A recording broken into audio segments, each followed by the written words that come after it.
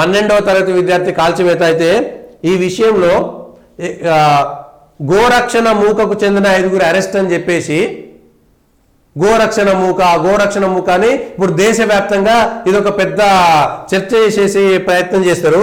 కానీ ఇక్కడే ఉన్నటువంటి ఫరీదాబాద్ ఏసీపీ క్రైమ్ అమన్ యాదవ్ విలేకరులతో మాట్లాడుతూ వాళ్ళంతా గోరక్షణ మూక అనేందుకు ఆధారాలు లేవని ఏసీపీ చెప్పిండు. అక్కడ ఉన్నటువంటి ఏసీపీ వాళ్ళు గోరక్షణ మూక అని చెప్పడానికి ఎటువంటి ఆధారాలు లేవు అనేటువంటి మాట చెప్పారు.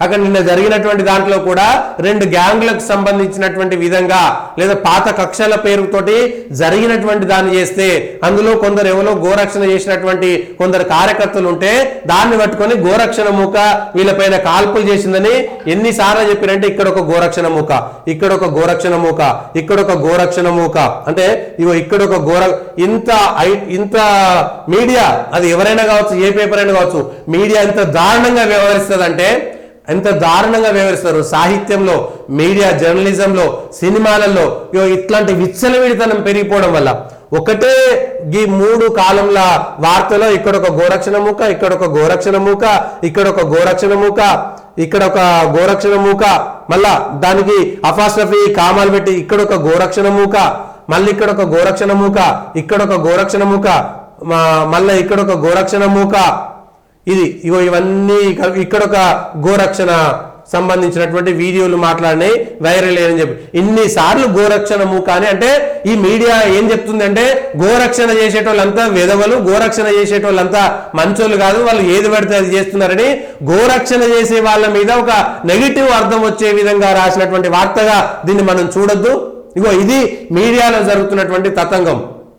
కానీ అదే ఒక ఏది కసబ్ లాంటి ఉగ్రవాదులకైతేనేమో వాళ్ళ పేర్లు మార్చి రాస్తారు. వాడెవడో మర్కజ్ రవి అని రాస్తాడు, మర్కజ్కు రవి పోయినట్టుగా వార్తలు మర్కజ్ రవి అని రాస్తారు. దీంట్లోనేమో 3 ఎన్నిసార్లు రాసింది, ఇది 1 1 2 3 4 5 6 7 8 9 10 సార్లు రాశారు ఈ 3 కాలంలో. ఇక్కడ మళ్ళీ గోరక్షణ ముఖ 10-11 సార్ల, కేవలం 3 కాలంల వార్తలో 10 సార్ల గోరక్షణ మూక అనేటువంటి వార్త రాసి మీరు సమాజానికి ఏం చెప్పాలనుకున్నారు?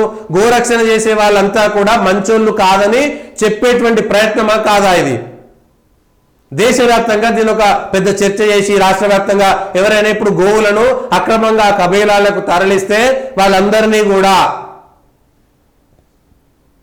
వాళ్ళు కాపాడితే, ఇప్పుడు ఎవరైనా గోవులను కాపాడితే గోరక్షణ మూక, లించింగ్ అని గతంలో మీడియా చేసేటువంటి హిందూ వ్యతిరేక మీడియా అంతా హిందూ వ్యతిరేక మీడియా, జర్నలిజం పేరుతో విదేశీ సిద్ధాంత విషయాన్ని కలంలో నింపి రాస్తున్నటువంటి మీడియా ఒక్కసారి ఆలోచించాలి. ఇన్నిసార్లనా ఇంత వ్యతిరేకంగా? తప్పులు ఎక్కడో ఒక చెట జరిగి ఉండొచ్చు, అదేదో ఇంటర్నల్ గా జరిగినటువంటి వాళ్ళ ఏకంగా ఏసీపీ చెప్పిండు కదా వాళ్ళంతా ఏదో గోరక్షణ కోసం చేసింది అనేటువంటిది కాదు. అక్కడ గోరక్షణ ఒక కారణం జరిగితే ఆవులో గీవులు ఉంటాయి, దగ్గరికి వచ్చి మనుషులు బుల్లెట్లు కాల్చుకున్నారు. ఇంత దారుణమా? ఇట్లాంటి ఇదా వార్త? ఇది రాసేటువంటి పద్ధత? అంటే మీలో ఎంత విషం ఉందో ఆ విషానంతా కక్కిర్రా లేదా? ఇది భారతదేశంలో గోవుల కోసం, గోరక్షణ కోసం చేసేటువంటి వాళ్లకు ఒక పత్రిక రాసినటువంటి వార్త విషయాలని. ఇది ఇంకోటి కాదు, ఎక్కడో వచ్చింది నిన్ననే సినిమాకు సంబంధించినటువంటి ఒక అంశాన్ని ఇక్కడనే కేంద్రంతో జోక్యంతో దిగొచ్చిన అక్కడనేమో వార్త అట్లా రాశారు కదా. దమ్ముంటే మీ మీడియాకు దమ్ముంటే నిన్న ఏం చేశారు, నెట్ఫ్లిక్స్ లో IC-814 అని కాందహార్ ఐజాక్ మీద ఒక నెట్ఫ్లిక్స్ లో వెబ్ సిరీస్ తీసిరు. మళ్ళీ వీళ్ళు మేము సినిమా ఒక కొత్త సినిమా క్రియేషన్ అనేటువంటి మాకు స్వేచ్ఛ ఉండాలి అనేటువంటి మాట మాట్లాడేటువంటి వాళ్ళు నెట్ఫ్లిక్స్ లో ఒకటి కాందహార్ వెబ్ సిరీస్ లో ఉగ్రవాదుల పేర్లు ఏం పెట్టిరు వీళ్ళు దాచి బోలా శంకర్ డాక్టరు బర్గరు చీఫ్లుగా వీళ్ళ పేర్లు పెట్టిరు. అసలు వాళ్ళు చేసిందోడు ఇబ్రహీం అతరు, షాహిద్ అఖ్తర్ సయీద్, సన్నీ అహ్మద్ కాజీ, జహూర్ మిస్త్రీ, షకీర్ వీళ్ళు ఒరిజినల్ గా ఉగ్రవాదులు. ఆ ఉగ్రవాదులు కాందహార్ విమానాన్ని హైజాక్ చేస్తే నెట్ఫ్లిక్స్ లో దానికి వచ్చినటువంటి గతంలో సేమ్ ఈనాడు పేపర్ వచ్చింది చూసిరా, మర్కజ్ రవి మేము పేరు మారుస్తున్నాం. అంత భయం ఉంటే ఎందుకు రవి మీరు రాసేది? దమ్ము లేకపోతే మేము జర్నలిస్టులు, మాకు దమ్ము లేదు, మేము రాయలేమని రాయండి, చెప్పండి. అలకలు దొరికిరు కాబట్టి హిందువులు ఏది పడుతుంది రాసేస్తారా మీరు? స్వేచ్ఛ పేరు మీద వీడు కూడా సినిమా తీసి స్వేచ్ఛ పేరు మీద వాళ్ళ ఉగ్రవాదులకు అంత భయం ఉంటే తీయకండి రా భయ్, మీరు అంత భయం ఉంటే తీయకండి. సినిమా పేరు మీద జరిగినటువంటి చరిత్రను వక్రీకరించేటువంటి అధికారం మీకు ఎవడిచ్చిండ్రా? ఎవడిచ్చిండు? ఇది మీకు ధైర్యం లేకపోతే వదిలేసేయండి. జర్నలిజం పేరులో మీరు చేసేటువంటి దమ్ము ధైర్యం లేకపోతే వదిలేసేయండి. ఆఖరికి రాజకీయ నాయకులు ఓట్ల రాజకీయం చేసినట్టుగా మళ్ళీ ఇక్కడ ఓట్ల రాజకీయం చేస్తున్నారు. ఇంత దారుణమా? ఇగో ఇది ఒక్కొక్క విషయము ఎట్లా కక్కుతారు అనడానికి ఇది ఒక ఉదాహరణ. నెట్ఫ్లిక్స్ ఆఖరికి కేంద్రం షోకాజిస్తే అప్పుడు నెట్ఫ్లిక్స్ వాళ్ళు వచ్చి, అందుకనే ఓటీటీ సినిమాలకు కానీ యూట్యూబ్ కానీ ఖచ్చితంగా ఒక విధి విధానాలను రూపొందించే విధంగా వాళ్ళకు ఒకటి ఉండాలి, కట్టడి చేసే విధంగా. ఓటీటీ పేరు మీద విచ్చలవిడితనంగా వెబ్ సిరీస్లు వస్తున్నాయి, ఒక అదుపు లేనటువంటి వెబ్ సిరీస్లు వస్తున్నాయి. ఎస్, ఉండాలి. సమాజంలో కొన్ని విషయాల్లో అదుపులు ఉండాల్సినటువంటి అవసరం ఉన్నది.